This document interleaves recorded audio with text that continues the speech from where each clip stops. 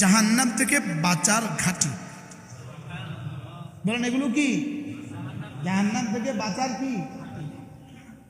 ফালাক্তাহামাল আকাবাহ ওয়া মা আদরাকা মাল আকাবাহ ফাক্কু রাকাবাহ আও ইতআমুন ফি ইয়াওমিন যী মাসগাবাহ ইয়াতীমান যা মাকরাবাহ আও মিসকিনান যা মাতরাবাহ। এগুলো জাহান্নাম থেকে বাঁচার কি? মানুষ দুশ্মন থেকে বেঁচে যায়, ঘাটিতে ঢুকে যায় না। দুশ্মন হামলা করছে, সে কোনো সুরক্ষিত বাংকারে ঢুকে যায়, বলে এগুলো জাহান্নাম থেকে বাঁচার ঘাটি। এগুলো জাহান্নাম থেকে বাঁচার কি?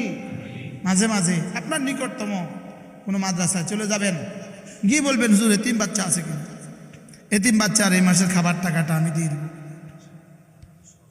পারবো না এরকম? মাঝে মাঝে এটা করবেন। মাঝে মাঝে এক বস্তা চাল কোনো মাদ্রাসার বোর্ডিংয়ে পাঠিয়ে দিবেন, এক বস্তা চাল। আর মনে মনে ভাববেন এটা মালিকের সাথে ব্যবসা করছি, ব্যবসা।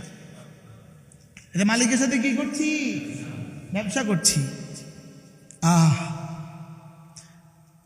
বলে হুজুর শুধু জিকিরের ওয়াজ করবেন, এটা আমার নতুন কি ওয়াজ?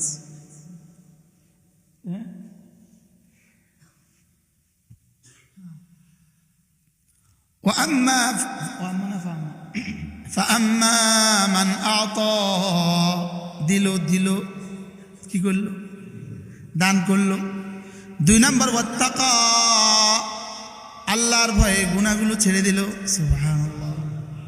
2 নম্বর কি? আল্লাহর ভয়ে গুনাহগুলো ছেড়ে দিল। একবার একটা গুনাহ ছেড়ে দেওয়া, একটা গুনাহ ছেড়ে দেওয়া, একটা গুনাহ ছেড়ে দেওয়া খায়রুম মিন ইবাদাতিত তাকালাইন। সারা জাহানের সমস্ত জিন আর মানুষগুলো মিলে নফল ইবাদত করলে যে পরিমাণ সওয়াব হবে, একটা গুনাহ ছেড়ে দিলে তার চেয়ে বেশি সওয়াব হবে। কি শুনলেন? হ্যাঁ, গুনাহ ছেড়ে দিলে সওয়াব কত দূর? লা তারকু যাররাতিন মিনাল মাসি, এক যাররা গুনাহ ছেড়ে দেওয়া, চোখের গুনাহ ছেড়ে দেওয়া, কানের গুনাহ ছেড়ে দেওয়া, জবানের গুনাহ ছেড়ে দেওয়া, হাতের গুনাহ ছেড়ে দেওয়া, পায়ের গুনাহ ছেড়ে দেওয়া, লজ্জাস্থানের গুনাহ ছেড়ে দেওয়া, মোবাইলের গুনাহ ছেড়ে দেওয়া, মোবাইলের গুনাহ ছেড়ে দেওয়া, এক যাররা গুনাহ ছেড়ে দেওয়া খায়রুম মিন ইবাদাতিত তাকালাইন। সারা দুনিয়ার সমস্ত জিন আর ইনসানের নফল ইবাদতের চেয়েও আল্লাহর কাছে বেশি দামি। কয় বছরে আপনি 10,000 নামাজ পড়বেন, 10,000 রাকাত? কয় বছরে 10 লাখ রাকাত নামাজ পড়বেন? একটা শহর ক্রস করেন চোখ দুটো বন্ধ করে এই নিয়তে। সিএনজিতে বসে আছেন, সোনাপুর থেকে নোয়াখালী যাবেন, আরে কি বলে চৌরাস্তা যাবেন, এই সময়টা চোখ দুটো বন্ধ রাখেন এই নিয়তে, এই নিয়তে আমি আল্লাহর ভয়ে চোখ দুটো বন্ধ রাখছি। আল্লাহর কসম, এদিকে চোখ বন্ধ, ওদিকে জান্নাতের দুয়ার খোলা।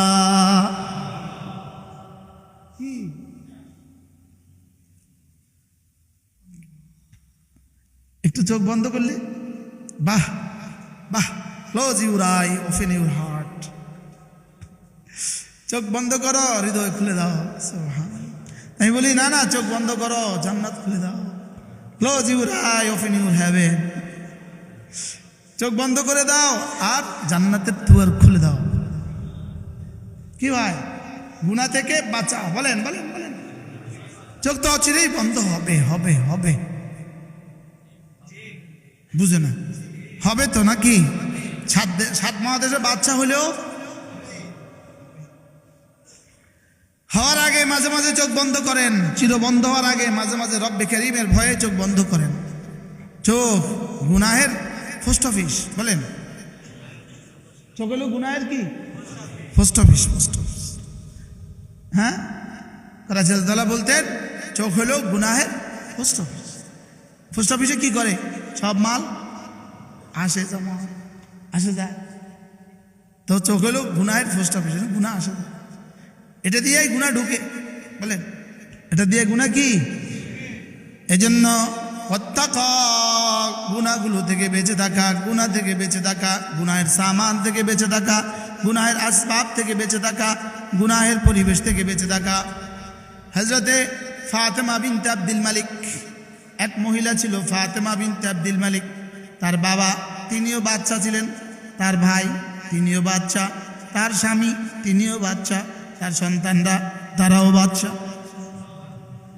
ফাতেমা বিনতে আব্দুল মালিক উমর ইবনে আব্দুল আজিজের বিবি।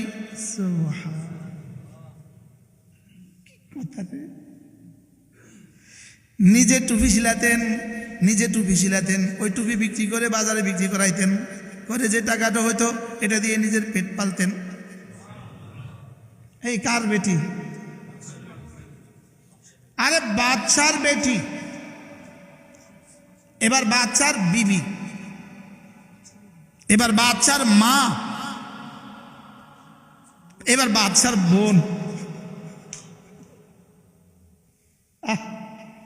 এরাও মানুষ ছিল না? কি ছিল? হযরত ফাতেমা বিনতে আব্দুল মালিক একদিন বললেন তার স্বামী হযরত ওমর ইবনে আব্দুল আজিজকে একদিন বললেন, আমার কি যে হয়ে গেল, আপনার কাছে বিয়ে হওয়ার পর থেকে আমি আপনাকে জীবনে কখনো হাসতে দেখিনি। হযরত ওমর ইবনে আব্দুল আজিজ বললেন, ওয়াবুররিজাতিন জাহিমু লিল গাওয়িন,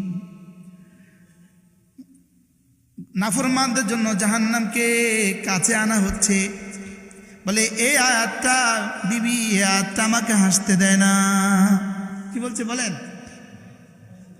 জাহান্নাম যে আমার কাছে হচ্ছে, আমি যে জাহান্নামের কাছে হচ্ছি, আমি তো প্রতিদিন জাহান্নামের কাছে হয়ে যাচ্ছি, আমার নিঃশ্বাসে নিঃশ্বাসে আমাকে তো জাহান্নামের কাছে নিয়ে যাচ্ছে, এই আয়াত আমাকে হাসতে দেয় না। বলেন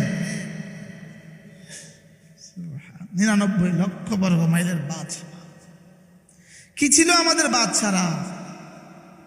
কি ছিল মুসলিম উম্মার বাদশারা? কি ছিল মুসলিম উম্মার বাদশারা? আমরা কোন জাতি ছিলাম? আমরা কোন জাতি ছিলাম?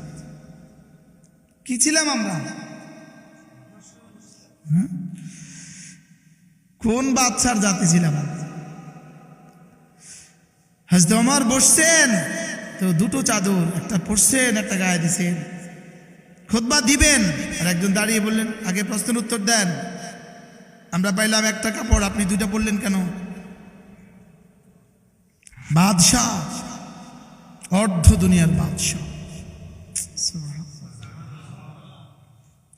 हाँ गंवा दी हमने असलाफ से जो मीरास पाई थी, सुरैया से जमी पर आसमाने हमें दे मारा। আমরা ছিলাম আকাশে, আমরা আমাদের আসলাফ থেকে যে মিরাজ পেয়েছি সেগুলো ভুলে গেছি, এজন্য আসমান থেকে আমাদেরকে জমিনে ফেলে দেওয়া হয়েছে। বাস্তব না বাস্তব? হযরত ওমর যাচ্ছেন